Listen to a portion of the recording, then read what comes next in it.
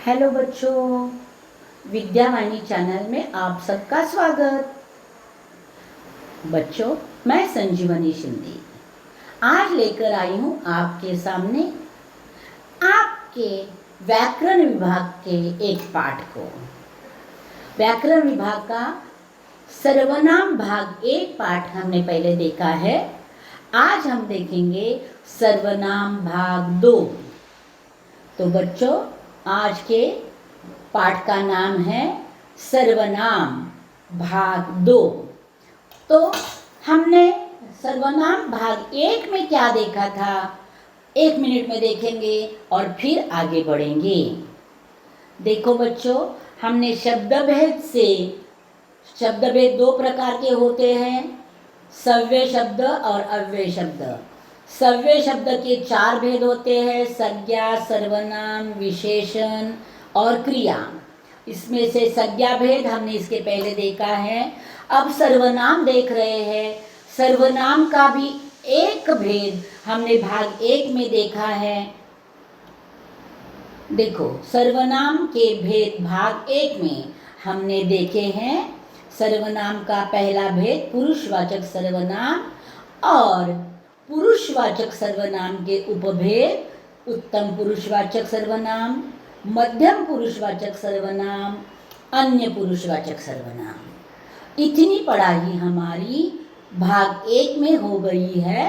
अब हम शुरू करेंगे सर्वनाम भाग 2। तो आज हम देखेंगे कि सर्वनाम किसे कहते हैं। वाक्य में जिन शब्दों का प्रयोग संज्ञा शब्दों के स्थान पर किया जाता है उन शब्दों को सर्वनाम कहते हैं। सर्वनाम संज्ञा की पुनरावृत्ति को रोकते हैं। सर्वनाम के भेद है पुरुषवाचक सर्वनाम, निश्चयवाचक सर्वनाम, अनिश्चयवाचक सर्वनाम, प्रश्नवाचक सर्वनाम, निजवाचक सर्वनाम, संबंधवाचक सर्वनाम। तो अब हम देखेंगे पुरुषवाचक सर्वनाम हमारा हो गया है निश्चयवाचक सर्वनाम। तो सर्वनाम का दूसरा भेद निश्चयवाचक सर्वनाम। तो वो निश्चयवाचक सर्वनाम किसे कहते हैं? जो सर्वनाम शब्द निश्चित वस्तु, व्यक्ति, प्राणी या स्थान की ओर संकेत करते हैं उस सर्वनाम शब्द को निश्चयवाचक सर्वनाम कहते हैं। जैसे यह, ए, वह, वे। उसके उदाहरण देखो। ए मेरी किताब है, यानी ढेर सारी किताबें यहाँ है, उसमें से एक की ओर की इशारा करके मैं कह रही हूँ कि ए मेरी किताब है, यानी निश्चित स्वरूप से यही इसके लिए यह निश्चयवाचक होता है। वह लड़का किसका है? बहुत सारे लड़के खेल रहे हैं, उसमें से एक की ओर निर्देश करके पूछा जा रहा है कि वह किसका है। यह गमला सुंदर है, अनेक गमले हैं, उसमें से एक गमला सुंदर दिखा तो उसके बारे में बोला गया है। ए गाय किसान की है, इससे आज मेरा पेट भरेगा। उपर्युक्त वाक्यों में ए, वह, यह, ए, इससे, ए रेखांकित किए सर्वनाम शब्द निश्चित वस्तु, व्यक्ति, प्राणी या स्थान की ओर संकेत करते हैं और इसीलिए ये सारे सर्वनाम शब्द निश्चितवाचक सर्वनाम के उदाहरण हैं। तीसरा भेद आता है अनिश्चयवाचक सर्वनाम। अब देखो, निश्चित के विरुद्ध अनिश्चित, यानी जैसे निश्चित स्वरूप से हम किसी वस्तु, व्यक्ति, स्थान के बारे में सर्वनाम उपयोग में लाते हैं वह निश्चितवाचक होता है। अनिश्चितवाचक जो निश्चित नहीं है वह अनिश्चित। तो उसकी डेफिनेशन देखेंगे।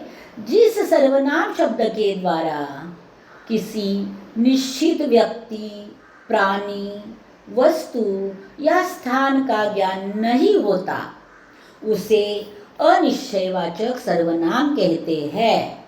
यानी जिसका निश्चित स्थान, निश्चित ज्ञान नहीं होता है वो अनिश्चयवाचक सर्वनाम।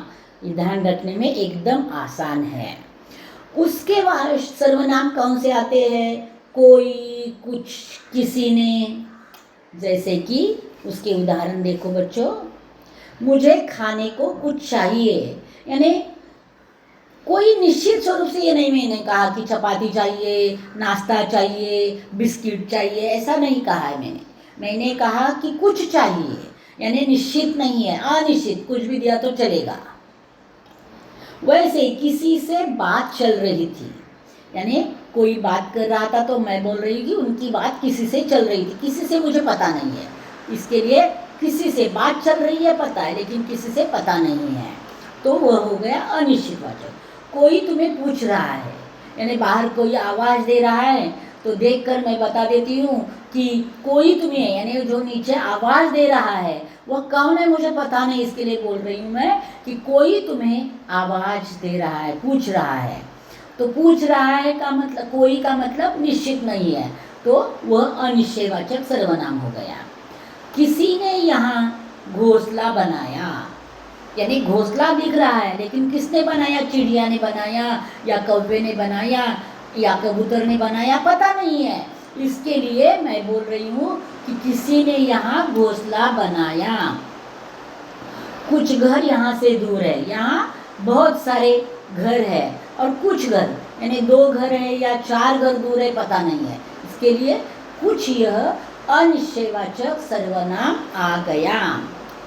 तो बच्चों देखो, उपर्युक्त वाक्य में कुछ, किसी से, कोई, किसी ने, कुछ, ए रेखांकित किए सर्वनाम शब्द निश्चित वस्तु, व्यक्ति, प्राणी या स्थान का ज्ञान नहीं कराते हैं, इसलिए यह सर्वनाम शब्द अनिश्चयवाचक सर्वनाम के उदाहरण हैं।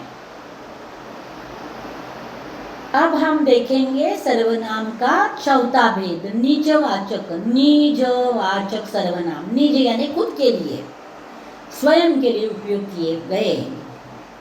निज जिन सर्वनाम शब्दों का प्रयोग अपने आप या ज्ञान करने के लिए होता है, उन सर्वनाम शब्दों को निजवाचक सर्वनाम कहते हैं। इसके लिए शब्द है आप, स्वयं, खुद, स्वतः। उदाहरण है, मैं खुद खाना बनाकर खा लूंगा, वह स्वयं पत्र लिखेगा, वह अपने आप नहा लेगा, तुम खुद तैयार क्यों हो गए। ये सारे जो शब्द है रेखांकित किए हुए, वो सारे शब्द निजवाचक सर्वनाम के हैं। उपर्युक्त वाक्यों में खुद, स्वयं, आप, खुद, ये रेखांकित किए सर्वनाम शब्द अपने आप का ज्ञान कराते हैं, इसलिए ये सर्वनाम शब्द निजवाचक सर्वनाम के उदाहरण हैं। अब आ गया 5वां भेद। 5वां भेद है संबंधवाचक सर्वनाम। देखो, इस नाम में ही उसकी पहचान है, संबंध दिखलाने वाला संबंधवाचक सर्वनाम। वो कैसे आता है वो देखेंगे आप। जो सर्वनाम शब्द वाक्य, दूसरे शब्द वाक्य में दूसरे सर्वनाम या संज्ञा शब्द संज्ञा शब्द से संबंध दिखलाने के लिए प्रयोग किए जाते हैं, उन सर्वनाम शब्दों को संबंधवाचक सर्वनाम कहते हैं। इसके लिए कौन से सर्वनाम शब्द आते हैं? जो, उसे, जैसी, वैसी, जो, ओ, ये शब्द आते हैं। इसके उदाहरण हम देखेंगे। जैसा काम वैसा दाम, जो जीता वही सिकंदर, जो मेहनत करेगा उसे मीठा फल मिलेगा, जो दौड़ेगा वह जीतेगा। इन वाक्यों में देखो, काम दाम, जीता सिकंदर, मेहनत मीठा फल, दौड़ेगा जीतेगा, इन सब में संबंध दिखलाया है, इसलिए ये सारे उदाहरण संबंध वाचक सर्वनाम के हैं। उपर्युक्त वाक्यों में जैसा, वैसा, जो, वही, जो, उसे जो वह यह ये रेखांकित किए सर्वनाम शब्द वाक्य में दूसरे सर्वनाम या संज्ञा शब्द से संबंध बताने के लिए प्रयोग किए गए हैं। इन सर्वनाम शब्दों का संबंध वाचक सर्वनाम कहते हैं। यानी इन सारे शब्दों को संबंधवाचक सर्वनाम कहते हैं। अब हम देखेंगे सर्वनाम का सबसे अंतिम भेद, छठा भेद, प्रश्नवाचक सर्वनाम। इसमें भी उसके नाम में ही उसकी पहचान है। जो प्रश्न पूछने के लिए सर्वनाम आता है वो प्रश्नवाचक सर्वनाम होता है। तो देखेंगे, जिस सर्वनाम शब्द का प्रयोग वाक्य में प्रश्न पूछने के लिए किया जाता है उस सर्वनाम शब्द को प्रश्नवाचक सर्वनाम कहते हैं। इसके लिए सर्वनाम के शब्द कौन से आते हैं? कौन, क्या, किसे, किससे, ये शब्द आते हैं। इसके उदाहरण हम देखेंगे। बाहर कौन खड़ा है? आज किसने खाया? आप क्या करना चाहते हो? अगला वाक्य, वह किसे लेकर जा रहा है? यह जो शब्द है, अब देखो उपयुक्त वाक्यों में कौन, क्या, किससे, किसे ये रेखांकित किए सर्वनाम शब्द वाक्य में प्रश्न पूछने के लिए आए हैं। इसलिए ये सर्वनाम शब्द प्रश्नवाचक सर्वनाम के उदाहरण हैं। तो बच्चों, हमने आज देखा है कि सर्वनाम, पहले सर्वनाम भाग 1 में हमने देखा सर्वनाम का पहला भेद पुरुषवाचक सर्वनाम और उसके उपभेद उत्तम पुरुष, मध्यम पुरुष और अन्य पुरुष। और सर्वनाम भाग में हमने देखा, सर्वनाम भाग 2 में हमने देखा सर्वनाम का दूसरा भेद, और दूसरे भेद से छठे भेद तक हमने सर्वनाम के भेद देखे हैं। और हम उसकी पढ़ाई अच्छे से, मैंने उस सब कुछ समझा दिया है। आप ऐसा करो कि उसे ध्यान से फिर 1-2 बार पढ़ो। तो हमने सर्वनाम के भेद देखे आज के वीडियो में। निश्चयवाचक सर्वनाम, अनिश्चयवाचक सर्वनाम, निजवाचक सर्वनाम, प्रश्नवाचक सर्वनाम और संबंधवाचक सर्वनाम, ये सर्वनाम के भेद हमने देखे हैं। यहाँ सर्वनाम पाठ पूरा होता है। अगला पाठ, व्याकरण का अगला पाठ होगा विशेषण।